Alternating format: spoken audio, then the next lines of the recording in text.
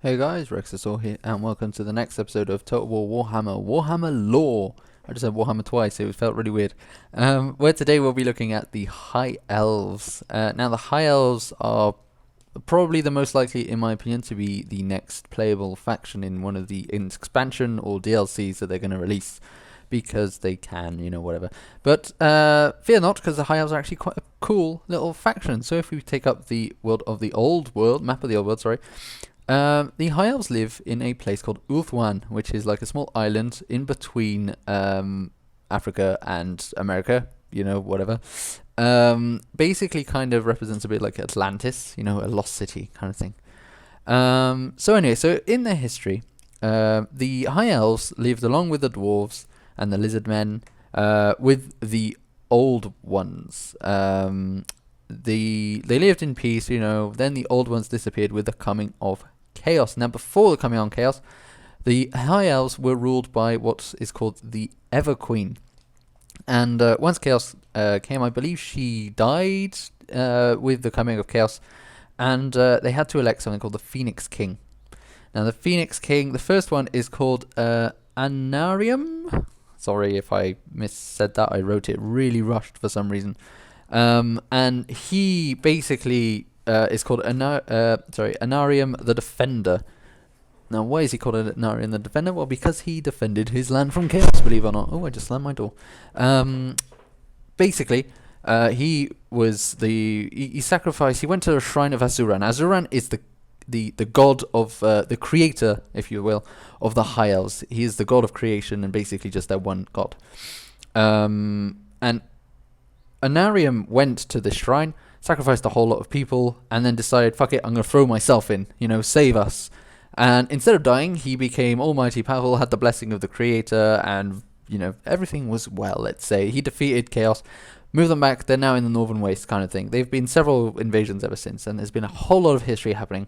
I'm going to skip very quickly to the end. And basically, the current Phoenix King, so that is the person who rules over the High Elves, is called Fenubar. Now, the enmity between the High Elves and the Dark Elves, I will go on in the next video. Next video will be about the Dark Elves, so I will be talking about them once I've, during that video.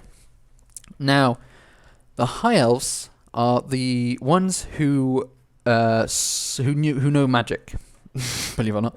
They are the ones who controlled the winds of magic way before the men, and once men had become the Empire, basically, an elf by the name of Tychlis went to the Empire, saw that, against all what a lot of the other High Elves were thinking, he taught the magic and the manipulation of the winds of magic to the men of the Empire. However, due to the limitations of each man, only one wind could be taught per person, so there could only be one wizard of each wind, compared to High Elves, who actually know every wind.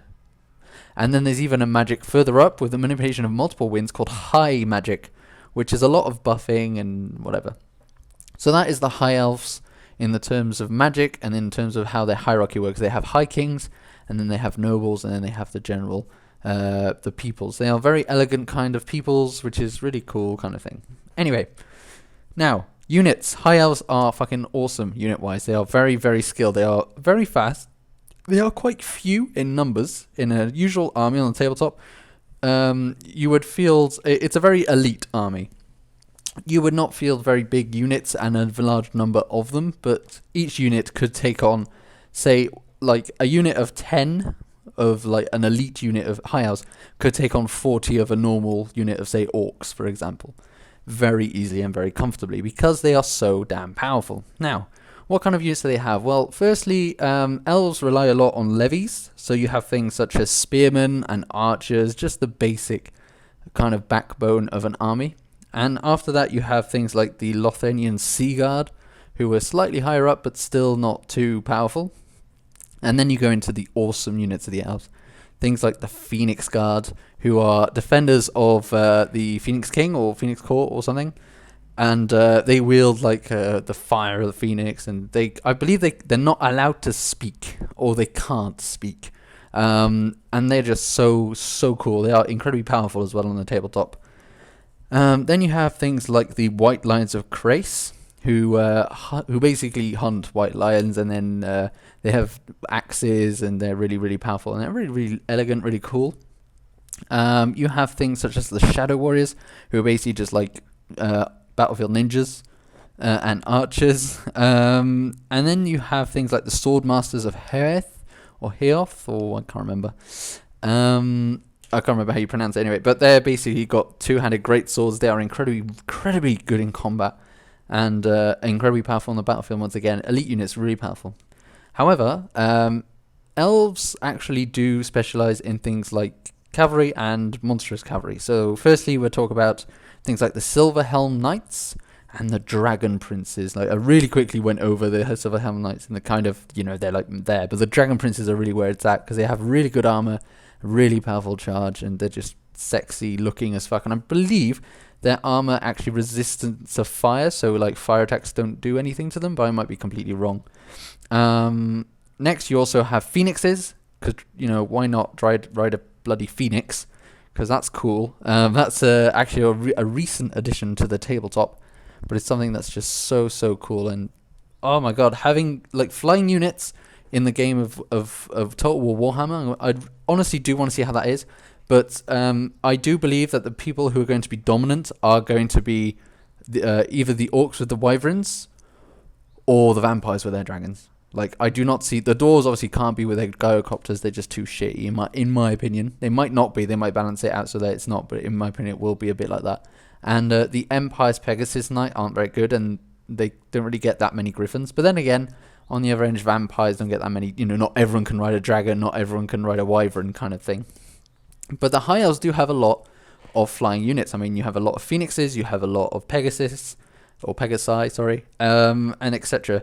Plus, their leaders also ride dragons, and in fact, in the tabletop, you are allowed to take a unit of dragon riders, like as if they were. I think it's something like 3 dragons form a unit kind of thing, and they're very weak mages. They're the same, like the dragon princes on horseback are really powerful, and in fact, you get dragon mages as well from the same area of Ulthuan, which is Calador. And I just want to see that if that is implemented in the game.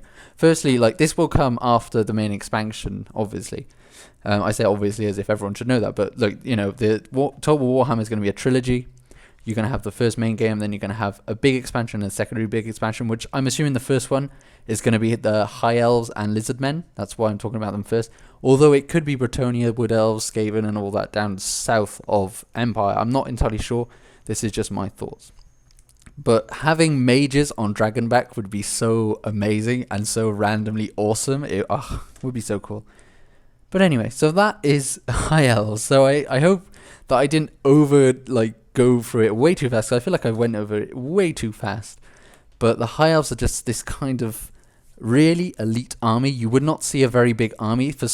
If, for example, an average army contains, say, 2,000 to 2,500 men, an elfic army of the same kind of strength would be about 1,100 men, because an elf army is incredibly powerful. It might even be less, to be honest. It might be around 800, because elves' armies are powerful. They deal a lot of damage, and they can take... It's not that they can take a lot of damage, it's just that they are so fast that they deal the damage first, and because they deal so much damage, they kill everything off before the other people get a chance of hitting them. So there we go, that is the High Elves. Thank you very much for watching this episode. I hope you enjoyed it. Next episode will be all about the Dark Elves and the enmity between both sides, so we'll see about that. Please like, comment, and subscribe if you haven't done so already, and I will be seeing you next time.